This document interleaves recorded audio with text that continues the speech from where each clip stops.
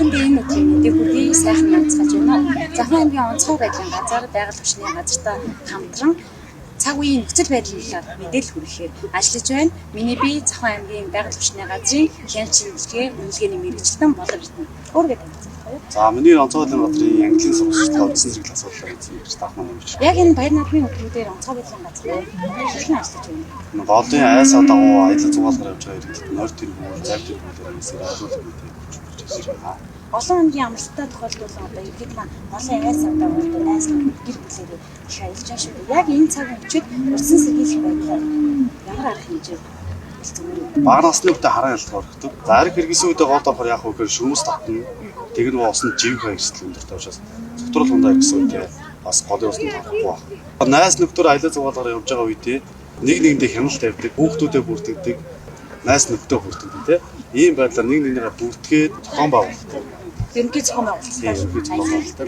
Голын айс дагуу ингээд ажиллаж байгаа хүмүүс хөвчлэн одоо галтгоогоо шууд байлуулаад тийм газар дээр галаад эсвэл одоо газар билетээр ашиглах хоолой хийж шүү дээ. Энэ дээр галт үлсэн тохиолдолд яах юм? Эсвэл газар билет ашигласан тохиолдолд газар хэрхэн зүүн зөвсөд ашигласан юм тийм талаас нь.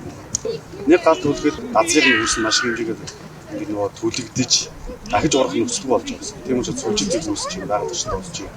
Айл болох юм хайртай газар юм уу эсэрхий газар гадаг лээч гэдэг заавал зөвхөн юм байна.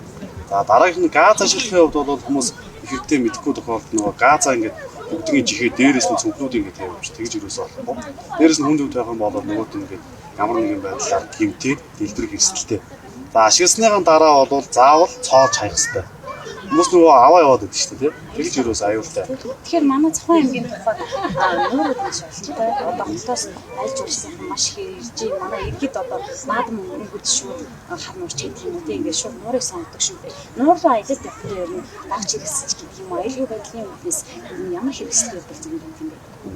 За хамгийн түрүүнд бол яг явж байгаа зам маршрутаа маш сайн судлах хэрэгтэй. Нуур голын эрэг дагуу байрлах баг.